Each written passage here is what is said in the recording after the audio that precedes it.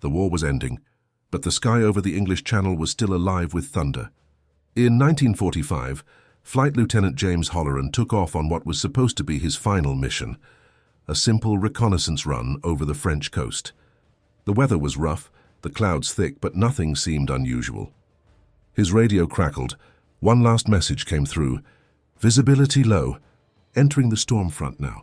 And then, silence, his Spitfire vanished. No wreckage. No parachute. No distress call. Just gone. For 50 years, Holleran was a name carved into a memorial wall, another lost soul swallowed by the war. His family mourned. The Royal Air Force listed him as missing, presumed dead, and history moved on. But then, in 1995, a group of hikers deep in the French Alps stumbled upon something half buried in ice, a perfectly preserved WW2 aircraft, its Royal Air Force markings still visible beneath layers of frost. Inside, a pilot's skeleton sat upright, his uniform intact, dog tags glinting beneath the frozen canopy. When investigators confirmed it was James Holleran, the world was stunned. How did his plane end up hundreds of miles off course? Why was it so perfectly preserved? And what was he doing flying into an area that wasn't even part of his assigned route? The truth that unfolded over the next few months revealed a mystery that blurred the line between fate, faith, and the eternal bond between man and machine. This is the forgotten story of Flight Lieutenant James Holleran, the pilot who disappeared into the clouds, and came back 50 years later to finish his final flight. When James Holleran joined the Royal Air Force in 1941, he wasn't driven by glory or fame. He was a mechanic's son from Bristol who'd spent his boyhood staring up at the sky, fascinated by the roar of engines and the grace of flight. His father repaired farm tractors, and James learned early how to take apart an engine blindfolded. He carried that same patience, that same mechanical precision, into the cockpit of the Supermarine Spitfire, a machine that would become both his triumph and his tomb. Holleran's reputation grew quickly. Fellow pilots called him the Sky Whisperer. He had an uncanny sense of direction, as if he could feel the earth beneath the clouds. In dogfights he was calm, calculating, and unnervingly precise. His flight logs were filled with commendations, though he never spoke of his kills. For him, every mission was a duty, not a competition. By 1945, as the war's end drew near, Holleran had survived over 80 sorties, each one chipping away at his nerves, but strengthening his legend among the squadron. On March 11, 1945, the RAF command issued what should have been a routine order, a weather reconnaissance mission over northern France. Holleran volunteered. The mission was simple: gather wind data and cloud density reports to support bomber formations expected to cross the Channel later that day.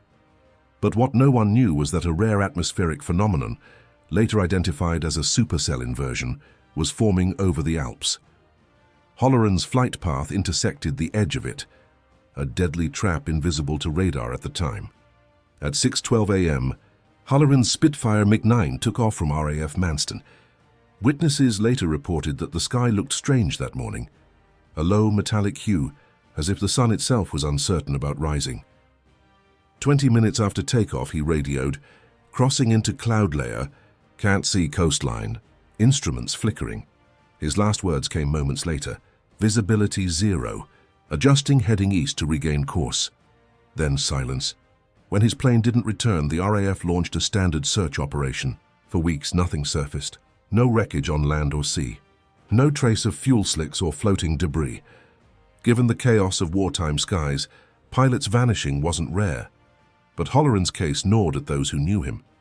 His commanding officer, squadron leader Ralph Merrin, wrote in his diary, "James was too good a pilot to simply vanish. Something unnatural happened out there. Years passed. The world moved on." By 1950, Holleran's name was engraved among the fallen, and his family received his posthumous medals. His younger brother Samuel refused to accept it. "He's out there," he would insist to anyone who'd listen. He always said he'd find his way home no matter what. Then, half a century later, in July 1995, a group of hikers traversing the remote Col du Ferret Pass in the French Alps noticed something metallic jutting out from beneath the glacier's melting edge. At first, they thought it was debris from a recent crash, But when they brushed away the ice, they found a circular insignia, faded but unmistakable. The red, white, and blue roundel of the Royal Air Force. The discovery made international headlines. When recovery teams arrived, they found the aircraft almost perfectly preserved. The fuselage bore no signs of battle damage. The propeller was bent, indicating it had been turning at the moment of impact. Inside the cockpit, the pilot's remains were still strapped in. His oxygen mask hung loose and his hands rested on the control column, frozen in place. As if still guiding the plane through the clouds, investigators from the RAF and French authorities examined the wreckage with awe. Despite the decades, much of the instrumentation was intact. The radio unit had shorted out, suggesting electrical failure. But one anomaly stood out.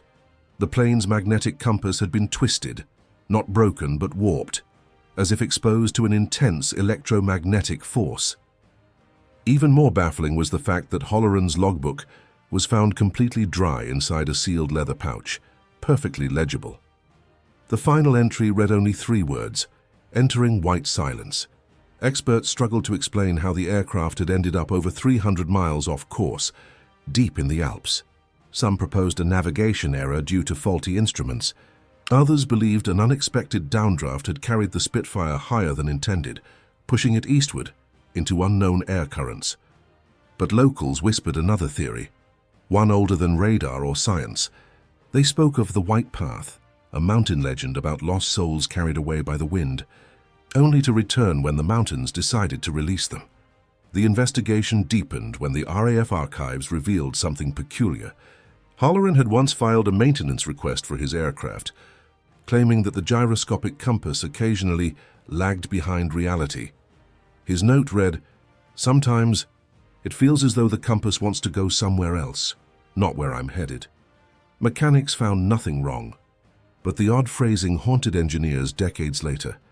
When forensic teams reconstructed his flight data, they noticed that Holleran had likely flown through a region of extreme atmospheric turbulence, an area where strong electromagnetic anomalies could distort both compass readings and human perception.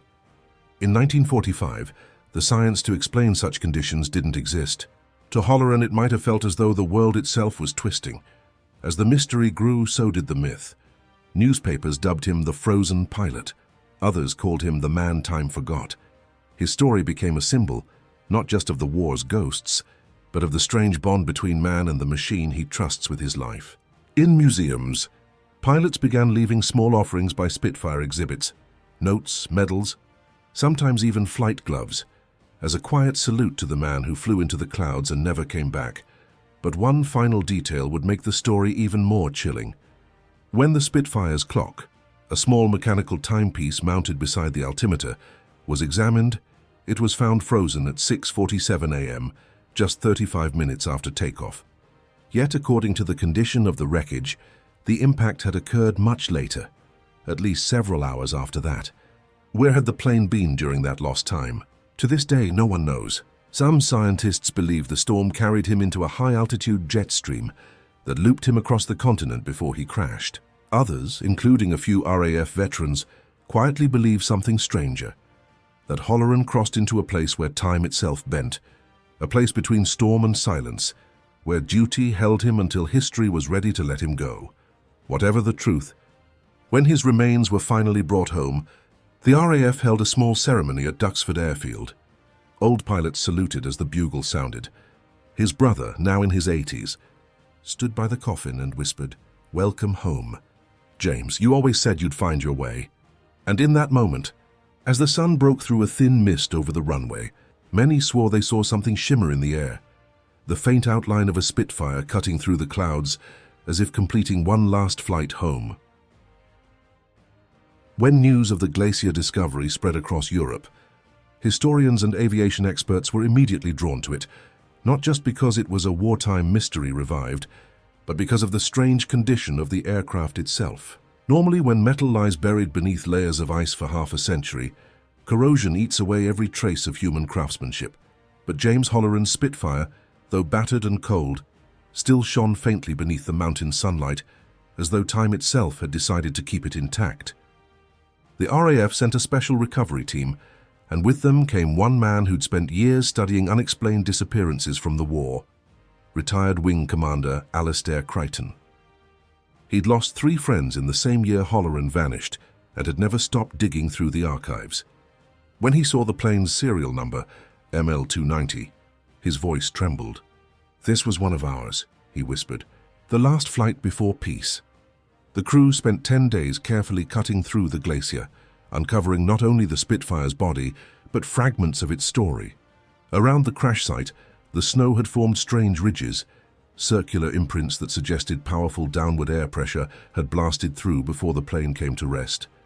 The investigators noted something even more bizarre. The surrounding ice had formed layers in an unusual pattern, as if it had melted and refrozen multiple times in a confined area, almost like a pulse of heat had emanated from within. Holleran's aircraft hadn't simply fallen from the sky. It had arrived there. When they removed the canopy, the interior was astonishingly preserved. His flight jacket still bore the faded RAF insignia. The leather was stiff but intact. His goggles rested on his forehead, the lenses uncracked. The controls showed no signs of panic, no last-moment dive correction, no impact at high speed. It looked as though he'd glided gently into the mountain. "A perfect landing," one mechanic muttered. "Just in the wrong century." Crichton personally inspected Holleran's logbook, and the map found folded beneath the seat. On it, a penciled line traced his intended route over northern France. But then, about a third of the way through, the line took an abrupt curve eastward, toward the Alps, as if Holleran had consciously redirected his course. At the edge of that curve, there was a small handwritten note in his sharp, neat script: "Light ahead, not the sun."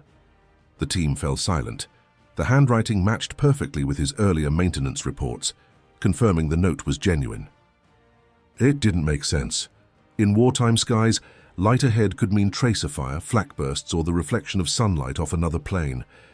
But none of those could explain the fact that he'd turned directly toward it, willingly flying off his assigned path. Back in England, Holleran's surviving relatives were contacted. His niece, Margaret, who had been only 3 years old when he disappeared, spoke softly during interviews. "My mother told me he was different," she said. "He loved the sky more than the earth. She used to say, 'James doesn't fly through clouds. He listens to them.'" That statement would later take on haunting meaning. As researchers analyzed the Spitfire, they found another anomaly. The radio transmitter's last recorded frequency wasn't standard RAF. It had somehow shifted by a few megahertz into a dead zone between civilian and military channels. Modern technicians replicated the signal in the lab and discovered it produced a faint humming resonance, like a low, pulsing note. When played through speakers, it almost sounded like a heartbeat, rhythmic, slow, unending. Meanwhile, the forensic weather reconstruction of that March morning painted an extraordinary picture.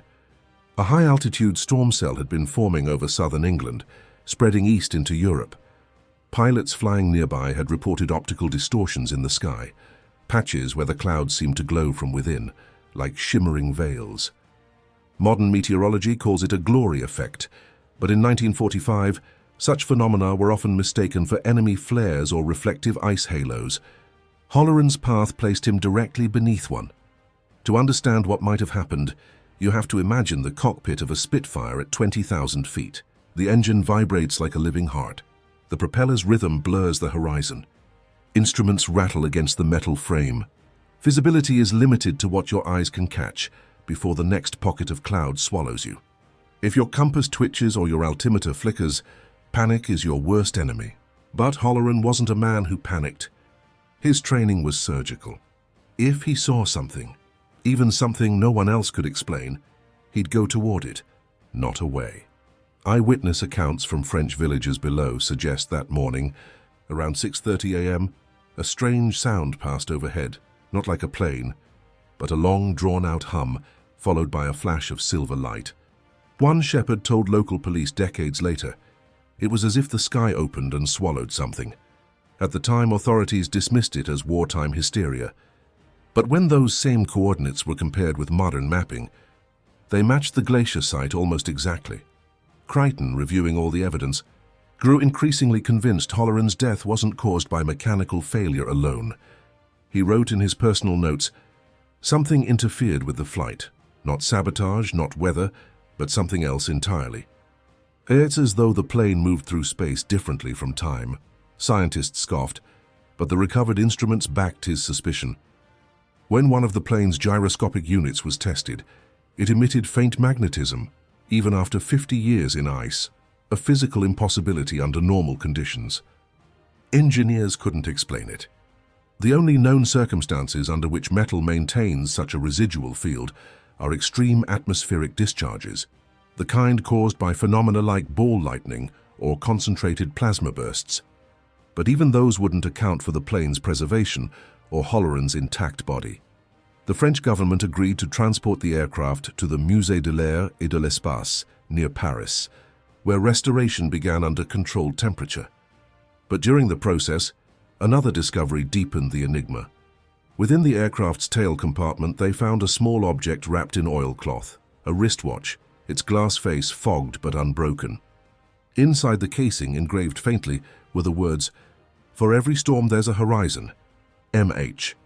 Historians speculated that MH stood for Margaret Holleran, his mother, who'd given it to him before his first mission.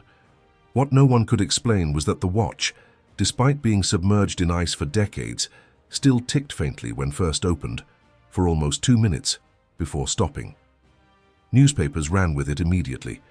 The pilot who came home through time. Others printed wilder theories, time warps, wormholes, sky portals. But the more grounded historians saw something else in the story, a perfect metaphor for the timelessness of duty, for the idea that courage doesn't decay, even when buried by history. Still, there remained one unsolved clue. The final line in his logbook, "Entering white silence." Linguists analyzed the phrase and found it oddly poetic, almost deliberate, unlike any other note Holleran had ever written. Some believe it referred to a cloud formation so thick that all sound vanished, something pilots often described as disorienting but peaceful. Others, however, saw it differently. They noted that white silence was a term used in early aviation folklore, referring to the moment a pilot loses all sense of direction and time, when horizon and heaven blur into one.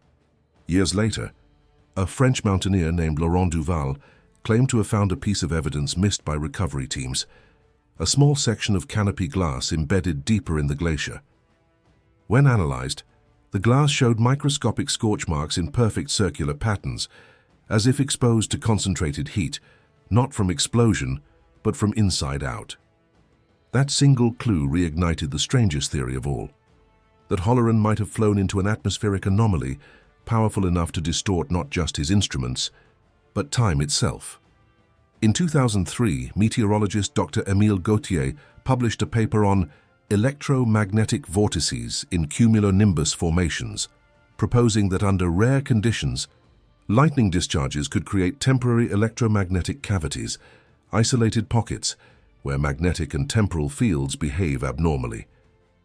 When asked whether such a phenomenon could explain Holleran's disappearance, he simply replied, "If anyone were to pass through such a pocket, their experience of time could be different. A few seconds for them might equal decades outside. Fiction? Perhaps, but the idea stuck. Historians called Holleran's final flight the longest sortie. Every recovered fragment, his logbook, his compass, the still ticking watch, became a quiet testament to the mysteries that lie between science and the supernatural, between the living and the remembered. In 1996, his restored Spitfire was displayed in a glass hangar under soft light. Veterans stood silently, hats in hand. Among them was one man who had trained with Holleran in 1942, Flight Officer Kenneth Rowe, then in his 70s. As he looked at the plane, tears welled in his eyes. He wasn't just flying that day, he said. He was searching for something. Maybe peace, maybe a way home. And somehow he found both. That night, as the museum closed, the security guard reported hearing something unusual, a faint hum echoing through the hangar, followed by the soft tick of a watch, though none were present. When they checked the display the next morning, the clock in the cockpit, frozen for decades at 6:47 a.m., had shifted forward by 1 second. Whether coincidence, physics, or something beyond comprehension, the legacy of Flight Lieutenant James Holleran remained suspended in that moment, between cloud and time, between disappearance and return. Some say the mountains gave him back. Others believe he never truly left, that he simply flew too high for the world to catch up. Either way, his story endures. The tale of a man who entered white silence and emerged, half a century later, as an echo of the sky's eternal mystery. As the investigation deepened, the story of Flight Lieutenant James Holleran took an even stranger turn. What began as a historical recovery had turned into something far more profound, a confrontation between fact and the impossible. After months of study, the restored Spitfire was finally declared ready for detailed examination. Engineers dismantled its Rolls-Royce Merlin engine, piece by piece, searching for any trace of mechanical failure that could explain the disappearance. But there was none. The fuel injectors were clean, the combustion chambers intact, and even the oil residue, after 50 years of ice, retained chemical properties inconsistent with ordinary degradation. The conclusion was unnerving. The aircraft had not crashed, it had landed, softly, deliberately, in a place where no man should have been able to land. The French team leader, Captain Etienne Duroc, reported something else peculiar. Beneath the fuselage, imprinted in the ice, were strange markings, not gouges or metal scratches, but circular impressions, almost like ripples frozen in motion. When analyzed with modern thermal scanners, those rings emitted trace electromagnetic signatures. Scientists couldn't explain it.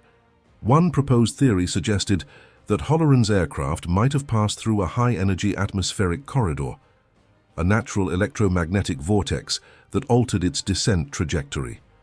But such vortices had never been recorded during the war. Duroc stood quietly before the data and said, "If that's true, then nature hid its own secret for 50 years. Meanwhile, in London, Holleran's surviving niece, Margaret, was invited to visit the RAF archive. She carried with her a small box, her uncle's letters which her mother had preserved for decades. Within those yellowed envelopes, one line stood out among the rest. In his final letter, dated March 14, 1945, one day before the flight, James had written, "If I make it home, I'll tell you what I saw beyond the clouds. It's not fear I feel anymore, but wonder." That sentence haunted the archivists. What could a combat pilot, hardened by war, possibly find beyond fear in a storm? A deeper mystery emerged when analysts re-examined the aircraft's black box equivalent, a primitive flight recorder that registered magnetic variations through an analog coil. The data patterns showed that for approximately 4 minutes before the plane vanished from radar, the electromagnetic field around it had fluctuated in rhythmic waves, similar to auroral pulses seen near the poles. Holleran wasn't near the poles. He was above France. The team fed the pattern into modern visualization software, converting the data into a digital image. What appeared on screen stunned everyone. It resembled the outline of concentric circles radiating outward, like ripples from a single point of light.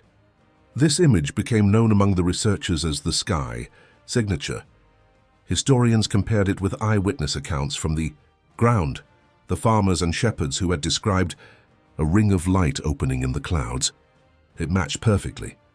Holleran, it seemed, had flown directly into the phenomenon. But there was something even stranger. When scientists analyzed Holleran's wristwatch, the one that had ticked briefly upon recovery, they found faint carbon residue inside the case. It wasn't soot. It was ionized carbon, a byproduct of exposure to intense electrical discharge. That meant that, at some point during his flight, the aircraft had encountered a burst of concentrated electrical energy, powerful enough to alter matter at a molecular level. In simple terms, the watch had been struck by lightning that left no external burn. As theories spiraled, public fascination grew. The story hit the front page of Le Monde, The Guardian, and The Times. Some called it the Glacier Ghost. Others dubbed it the man who flew through time. But for Margaret Holleran, the attention meant little. She traveled to France quietly, away from reporters, to see her uncle's plane with her own eyes.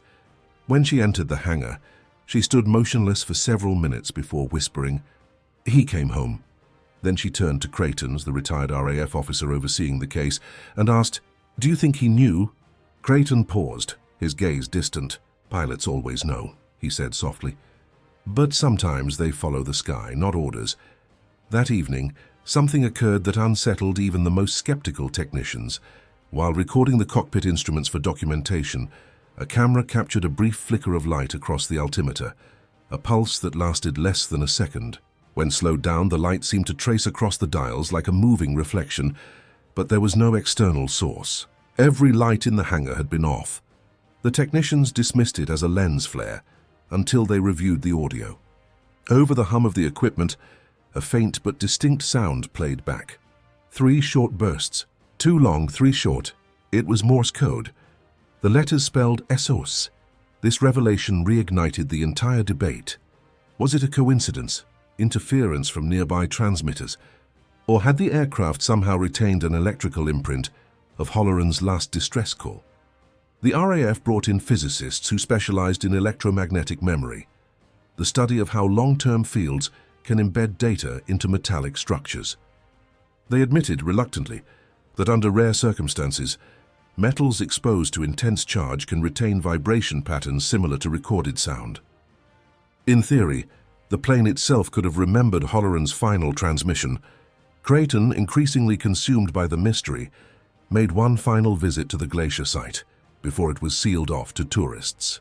He stood at the exact point where the aircraft had been discovered and felt something indescribable, an unnatural stillness, as if the mountain was holding its breath. "The air here is different," he told his journal. "It's as though the sky never let him go." What happened next blurred the boundary between legend and history. During the following winter, a small avalanche uncovered a previously unseen portion of the crash zone, revealing what appeared to be tire marks leading away from the site. Investigators were stunned. The Spitfire had no operational landing gear by the time it was recovered. The tires had been deflated and brittle, yet these imprints were crisp and fresh, as though the plane had rolled along the ice only days before. Geologists tested the depth of the impressions and found them consistent with the weight of a Spitfire Mickey 9, Holleran's model. The discovery made headlines again. The impossible was now visible. Some claimed the movement was caused by gradual glacier shifts. Others whispered that something, or someone, had disturbed the site. But the truth was, no logical explanation fit perfectly. Local climbers swore they'd seen faint light near the site at night, describing it as a glow like the moon trapped in ice. The French government sealed off the area soon after, citing safety concerns. But even then, strange reports persisted. By 2005, the RAF officially closed the case, labeling it unexplained meteorological and navigational error. But unofficially, Creighton continued his research. He cross-referenced Holleran's flight path with declassified Allied radar logs and discovered one final, chilling detail. At the precise moment Holleran's plane disappeared, 3 other radar stations, in England, Belgium, and northern France, recorded a transient blip in the atmosphere that appeared, for less than 30 seconds, over each station in perfect sequence, traveling east at a speed far exceeding any aircraft of the time. The object had no transponder. No call sign, just light. Creighton circled one line in his notes. He didn't vanish. He moved faster than time could count. The climax of the story, the part that still keeps historians awake, came when Holleran's personal flight log was examined under ultraviolet light. Faint impressions appeared beneath the visible ink, as though he'd written something and erased it. The hidden words read, "Still flying." No one knows when he wrote it or if it was written at all by him, but those 2 words became the defining echo of the case, a message suspended between time and eternity. In the decades since, Holleran's plane has stood as both relic and riddle. Engineers who've worked on it describe a strange sensation while inside the cockpit, a faint hum like distant thunder.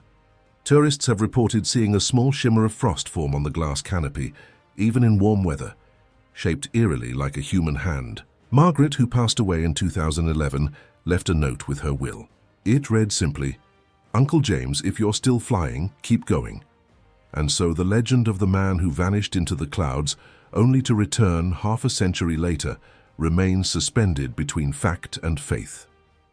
A reminder that in the chaos of war, some souls may find a way through time not by escaping it, but by becoming part of it.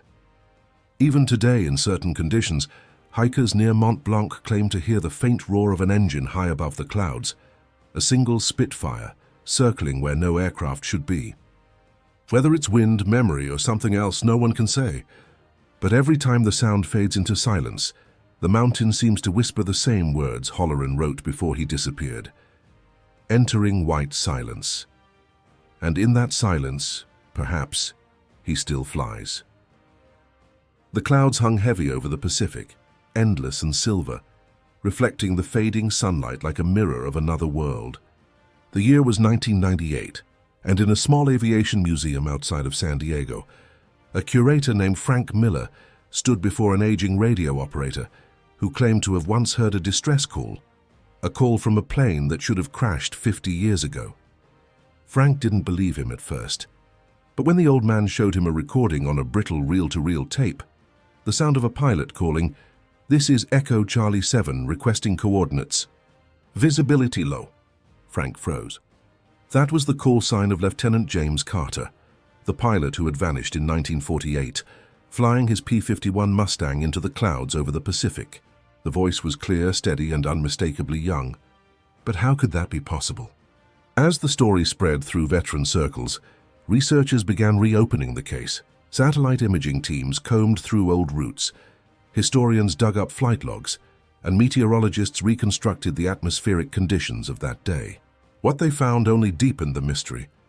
There had been reports of a cold corridor, an air anomaly that formed once every few decades, capable of distorting radar and radio frequencies.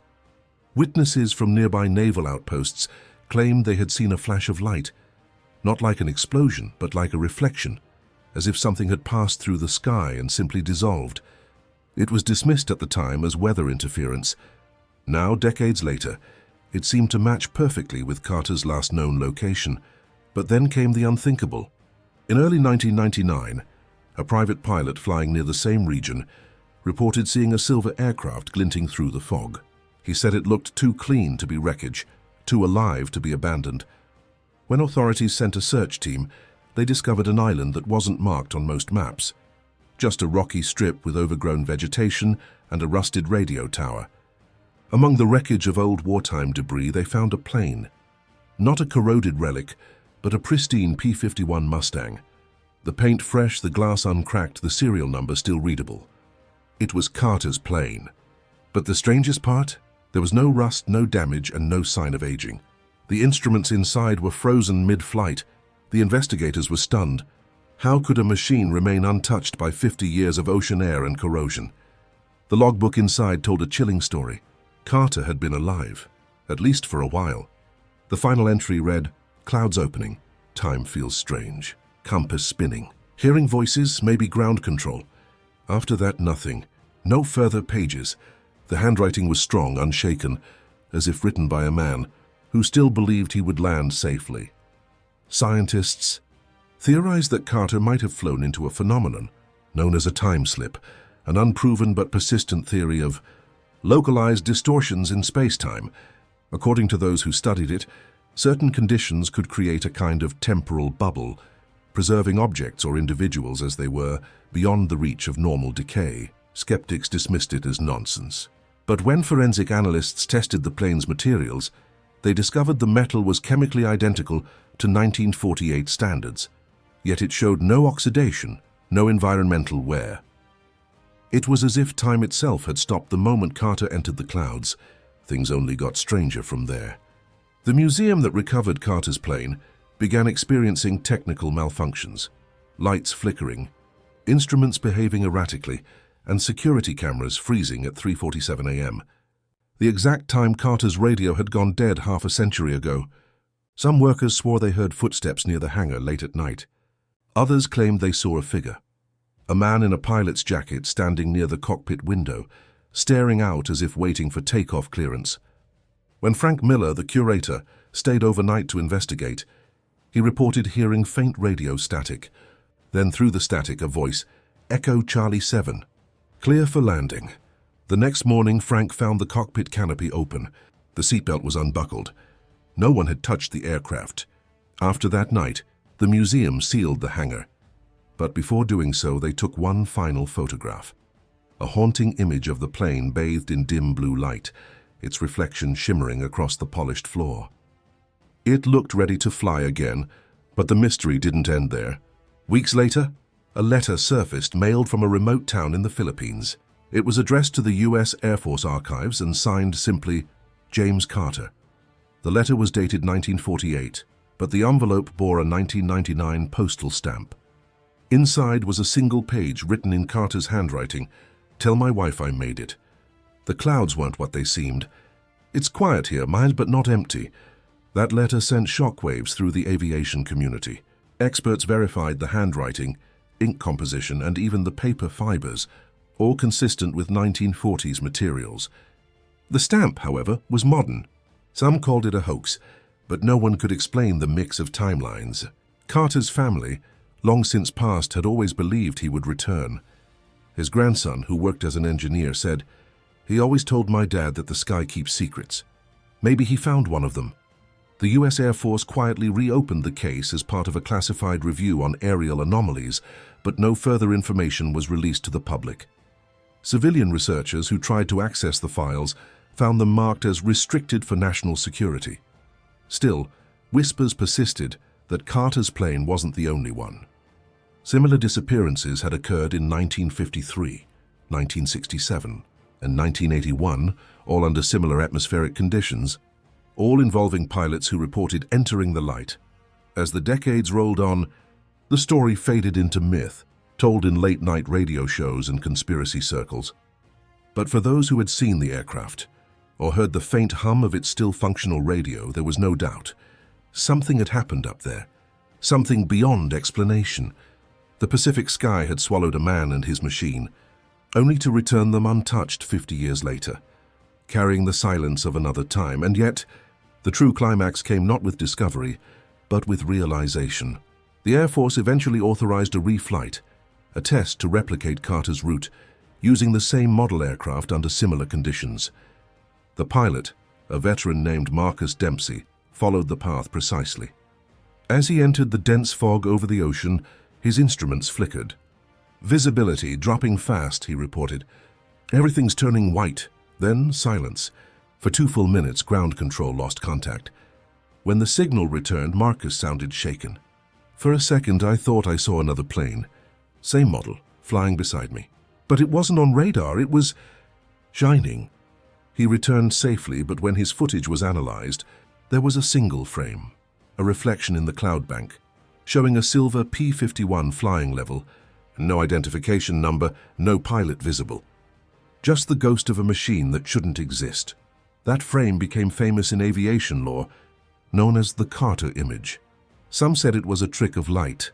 Others swore it was proof that the past sometimes lingers just out of reach, suspended in the mist between worlds. Whatever the truth, Lieutenant James Carter had become more than a missing pilot. He was a symbol of humanity's eternal search for answers, for meaning, and for the line between the known and the impossible. Even now, when storm clouds gather over the Pacific and the radio static hums just right, some pilots claim to hear a faint voice cutting through the noise. Echo Charlie 7, still flying. For decades, the story of Lieutenant James Carter remained one of the most haunting mysteries in aviation history. A man who took off into the clouds and returned half a century later, untouched by time.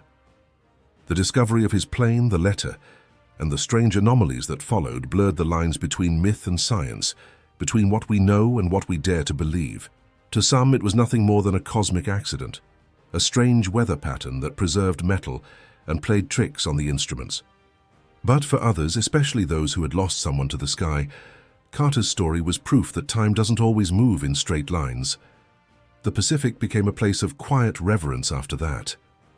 Pilots who flew near the same stretch of sky often paused their chatter as they passed through the thick clouds, lowering their voices as if flying through sacred ground. Many of them carried photos of Carter's P-51 Mustang, a gleaming silver machine that seemed frozen between worlds, as a token of respect. Aviation museums began to treat his recovered plane not as a relic of war, but as a memorial to the unexplained courage of those who vanished chasing the horizon. Frank Miller, the curator who had first uncovered the mystery, would often stand before the sealed hangar where Carter's Mustang rested. He once said, "It's not a ghost story. It's a reminder that we don't own the skies. We borrow them." and sometimes they borrow us back. He passed away in 2011, but according to the night guards who still patrol that museum, every so often they hear faint footsteps near the hangar door, and the air smells faintly of aviation fuel. When they check inside, the plane's dials are glowing softly, as if someone just sat in the cockpit. The legend of Carter inspired countless theories. Physicists debated whether a wormhole or temporal vortex could have existed at low altitude. Atmospheric scientists argued about the properties of the so-called cold corridor, suggesting that intense magnetic fields might have interfered with time perception. Theologians and philosophers, on the other hand, saw it differently. They said Carter wasn't lost. He had crossed a threshold not meant for the living, and by some twist of fate found his way back, bearing silent proof that time and existence are far more fragile than we imagine. But what truly made his story unforgettable wasn't the mystery. It was the message. Carter's last written words, "Tell my wife I made it. The clouds weren't what they seemed," struck something deep within the human heart. It wasn't fear, it was wonder. Wonder that maybe somewhere out there, between the folds of time, there are still pieces of us floating, unfinished stories, final words, or small acts of courage that refuse to die. When Carter's grandson stood beside the recovered plane years later, he didn't weep. He smiled and said he never wanted to stop flying. Maybe he never did. His words echoed through the hangar, bouncing off the polished steel and into the silence that seemed to hum with invisible energy. Some who were there that day swore the plane's engine made a faint click, as if responding, a heartbeat trapped in metal. The story found its way into books, documentaries, and late-night discussions among those who believe in the thin fabric between realities. Yet every retelling carried the same quiet awe that somewhere in the clouds, beyond the radar, a man once disappeared not to die, but to prove that the sky keeps its own kind of memory. It's easy to dismiss these tales, to label them as exaggerations, to bury them under science. But there's something undeniable about the feeling they leave behind. It's the same feeling sailors had when they saw phantom ships glowing in the fog, or the same wonder that astronomers feel when they spot a signal that shouldn't exist. It's the reminder that no matter how advanced we become, the universe will always have corners we cannot light. Lieutenant James Carter's name was eventually added to the Aviation Hall of Remembrance, under a single inscription, "Lost to time, found by faith." And though no official explanation was ever given for how his plane remained untouched by 50 years of decay, no one needed one. The truth perhaps wasn't meant to be solved, only remembered. And so when modern pilots climb into their cockpits and push through the roaring engines, they sometimes glance at the sky and think of Carter. They think of the moment he vanished, of the radio call that echoed across 50 years, and of the silence that followed. Because in that silence lies something eternal, the human spirit's refusal to be bound by what's possible. The clouds over the Pacific still roll and shift, just as they did that day in 1948. And maybe, if you stand on the shore and listen closely as the wind cuts through the mist, you might hear it too. A faint hum, a low voice calling across the decades. Echo Charlie 7, clear skies ahead. That's the power of the unknown, not to frighten us, but to remind us that wonder still exists. Because sometimes the greatest journeys aren't the ones that take us across the world. They're the ones that take us beyond it. In 1945, Flight Lieutenant James Carter vanished during a routine mission over the Pacific, swallowed by a storm that no radar could explain.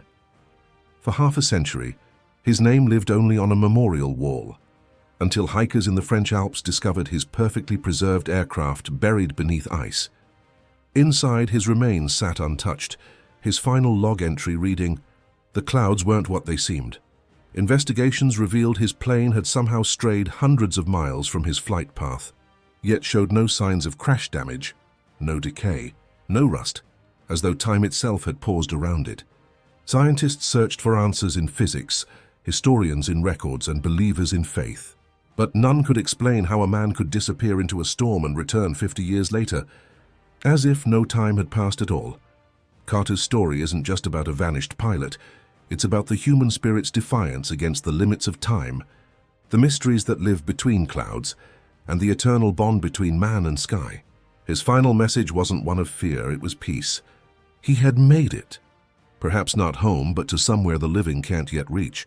Maybe that's the truth behind legends like his, that some souls never crash, never fade, never vanish. They just keep flying, somewhere beyond our sight, carried forever by the wind, CTA. If this story moved you, don't forget to subscribe for more untold World War II mysteries, true stories of courage, loss, and the strange echoes that history left behind. Because sometimes the most haunting war stories are the ones that never truly ended.